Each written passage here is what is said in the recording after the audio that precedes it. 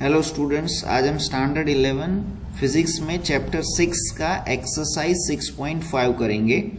Question है, show that vector a dot vector b cross vector c is equal in magnitude to the volume of the parallelly piped formed on the three vectors vector a, vector b and vector c। तो देखो यहाँ पे जो आपको सबसे पहले समझना है कि पैरेलल पाइप का मतलब क्या होता है। तो पैरेलल पाइप जो होता है वो क्या होता है, तो it is a solid body of which each face is parallelogram, और जो यहाँ पे आपको डायग्राम में दिखाया हुआ है इसे ही हम पैरेलल पाइप बोलते हैं। ठीक है, अब देखो यहाँ पे फाइंड करने के लिए सबसे पहले फिगर में कुछ चीजें हमें गिवन है उसको हम लिख लेते हैं। जैसे कि यहाँ पे आपको OA के बराबर क्या दिया हुआ है, तो OA के बराबर गिवन है वेक्टर B। वैसे ही यहाँ OC के बराबर क्या गिवन है, तो OC के बराबर हमें दिया हुआ है वेक्टर C। वैसे ही OE के बराबर क्या है, तो यहाँ पे आप देख सकते हो OE is equals to vector B। OE के बराबर क्या है, तो it is vector A। Okay, अब देखो हमें यहाँ पे क्या फाइंड करना है, तो first of all we wants to find the area of parallelogram OABC। तो एरिया ऑफ पैरेललोग्राम OABC क्या होगा, तो देखो एरिया ऑफ पैरेललोग्राम OABC, तो इसके बराबर हम क्या लिख सकते हैं, तो देखो इसके बराबर हमने क्या लिखा है, vector S is equals to, इसका एरिया क्या होगा, ये जो बेस एरिया आपको दिख रहा है इस बेस एरिया हमें फाइंड करना है, और इसी को हमने vector B cross vector C बोला हुआ है। तो it is vector B cross vector C। Okay, अब देखो इसका डायरेक्शन क्या होगा, तो डायरेक्शन ये होगा इन द अपर डायरेक्शन, जिसे हमने यूनिट वेक्टर n कैप से नोटिफाई किया हुआ है। तो यहाँ लिखा भी है vector S is equals to vector B cross C। अगर हम इसको यूनिट वेक्टर के टर्म्स में लिखना चाहते हैं तो हम यहाँ यूनिट वेक्टर भी लिख लेंगे, and that is equals to vector B cross vector C।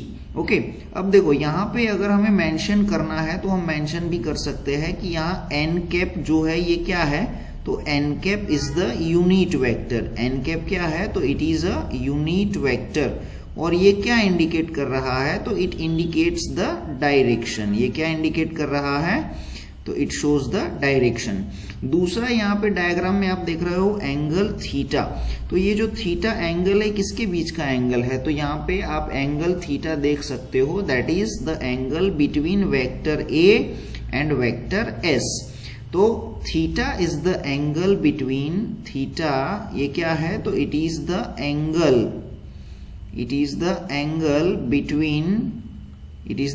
Between vector A and vector S।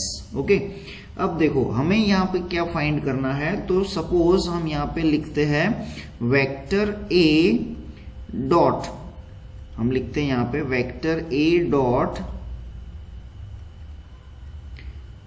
Vector B cross vector C। Okay, तो इसके इक्वल्स टू हम क्या लिख सकते हैं, तो इसके इक्वल्स टू हम लिख सकते हैं vector A dot vector S, क्योंकि आप यहाँ पे देख सकते हो इन दिस इक्वेशन हमने S is equals to vector B cross vector C लिखा हुआ है, तो यहाँ इस इक्वेशन को ऐसे लिखा जा सकता है। अगर हम इस डॉट प्रोडक्ट को ओपन करेंगे तो क्या लिखेंगे, तो it is AS cos theta, it is AS cos theta, जिसमें अगर मैं A cos थीटा को एक साथ लिख लेता हूं, तो A cos थीटा को मैंने एक साथ लिख लिया, इनटू क्या है, तो इनटू S है। अब देखो ये A cos थीटा क्या होगा, तो see this angle is also theta, और अगर मैं यहाँ पे cos फंक्शन यूज करता हूं तो H इक्वल्स टू मैं क्या लिख सकता हूं, A cos थीटा लिख सकते हैं। ठीक है, so it is equals to we can write H into S। Okay, और ये किसके बराबर मिल रहा है हमें, तो it is vector A dot vector B cross vector C, इसके बराबर हमें H इंटू S मिल रहा है, इसे हम बोल देते हैं इक्वेशन नंबर 2। ओके, अब देखो ये जो डायग्राम है इस डायग्राम से H के लिए और एक चीज हमें दिख रही है, क्या दिख रही है, तो ये आप देख सकते हो E डैश के बराबर क्या लिखा हुआ है, तो E डैश के बराबर H लिखा हुआ है। ठीक है, तो ये भी हम यहाँ पे मेंशन कर सकते हैं that from the figure we can write here from the figure क्या क्लियर है? तो it is h is equals to e dash, और h के बराबर दूसरा क्या पता है? तो it is a cos theta. अब अगर हम यहाँ पे जो बेस एरिया जिसका हमने एरिया फाइंड किया था उसका अगर हम वॉल्यूम कंसीडर करते हैं तो वॉल्यूम क्या होगा? तो देखो हम यहाँ पे लिखेंगे suppose the volume of OABC is V।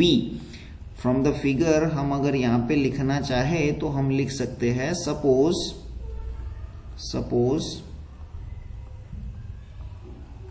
The volume of OABC।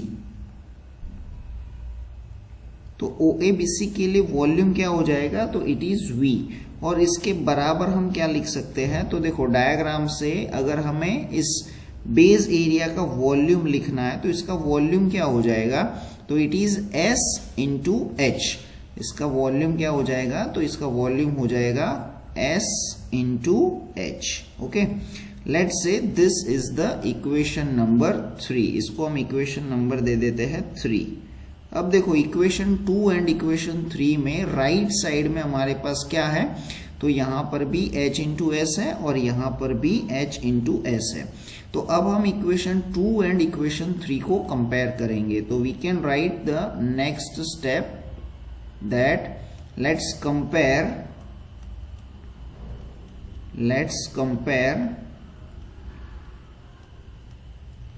Equation 2 and 3।